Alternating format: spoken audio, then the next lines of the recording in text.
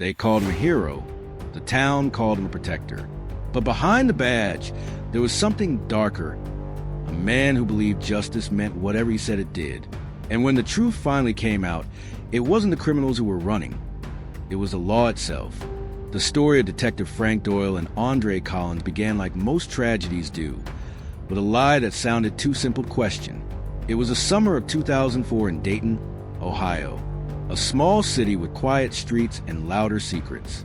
Andre Collins was 26, a warehouse worker who dreamed of opening his own auto shop. He had a calm smile, worked long hours, and kept himself. But one August night, everything he'd built unraveled. A convenience store clerk was shot and killed during a robbery. The suspect fled, leaving behind a single black jacket and a partial fingerprint. Within hours, police arrested Andre, a man with no criminal record, no weapon, and no motive. But what he did have was history with the detective leading the case. Detective Frank Doyle was a 20-year veteran of the Dayton Police Department. Mid-40s, broad shoulders, a reputation for getting results. He was the kind of cop other cops didn't question. Not because he was right, but because he was relentless. 2 years earlier, Doyle had arrested Andre during a traffic stop, accused him of resisting arrest, and beat him so badly he needed stitches. The charges were dropped. But Doyle never forgot the humiliation of losing that case in court. Now he had another chance. The evidence was paper thin, a smudge print, a witness who saw a tall black man, and a security camera that had been malfunctioning that night. Still, Doyle told reporters he was confident. "We've got our guy." Andre's mother, Janet Collins, begged him to fight. "You didn't do this, baby," she said through tears. "Don't let them tell the world you did." But fighting the system means fighting people who built it to win. At trial, Doyle took the stand. He told the jury he'd personally found Andre's wallet behind the store. He said Andre had confessed. Off the record, he said the fingerprint on the counter was a match. It wasn't. None of it was. But the jury didn't know that. In a world where uniforms equal honesty, one man's word was enough to bury another's. Andre Collins was sentenced to life in prison without parole. Doyle shook hands with the prosecutor, smiled for cameras, and went home to dinner with his wife like nothing had happened. Years passed. The city changed. But the truth, the kind that waits in file boxes and whispers through locked drawers, doesn't age. In 2021, investigative journalist Maya Lopez stumbled upon the case while researching police misconduct in Ohio. She was 31, Latina, with a journalist's instinct for lies hidden in plain sight. The name Frank Doyle popped up again and again, linked to cases that all had the same pattern. Missing body cam footage, forced confessions, and evidence that appeared too late to be questioned. She found a memo buried in a 2005 audit report that made her stop cold. It referenced supplementary evidence logs altered post-trial.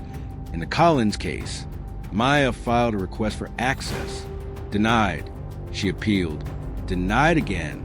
So she went old school, knocking on doors, finding retired officers, digging through dusty storage units that smelled of mildew and guilt. One night, she found it, an unmarked manila folder buried inside a retired clerk's basement box of junk. Inside were handwritten property logs, and one item stood out, a black leather wallet. Next to it, an annotation, recovered before warrant. No photo taken. Returned to Doyle. Her pulse raced. If this was true, it meant the wallet, the supposed smoking gun that put Andre behind bars, had been planted. Maya tracked down Andre's mother, now in her 70s. She lived in a small duplex decorated with fading photos of her son. When Maya told her what she'd found, Janet cried. "I always knew," she whispered. But no one listens to mothers like me. With help from the Midwest Innocence Project, Maya built a case for appeal. They filed for DNA testing on the wallet, a test that hadn't been available 2 decades ago. The results came back with shock. Andre's DNA wasn't on it, but Frank Doyle's was. The department tried to contain it. Clerical error, they said, cross-contamination. But Maya wasn't backing down. She got the documents published in the Dayton Herald. The headline read, "New evidence suggests framed conviction in 2004 murder case." Public outrage spread like wildfire. Doyle, now retired, went silent. But the investigation that followed was louder than any press conference he'd ever given. Officers came forward, quietly at first, admitting they'd seen things. Evidence boxes swapped, statements rewritten. Maya tracked down one of Doyle's former partners, Sergeant Tom Breslin, who'd left the force years ago. He was dying of lung cancer, and for once, truth felt lighter than guilt. He said the kid disrespected him. Breslin rasped.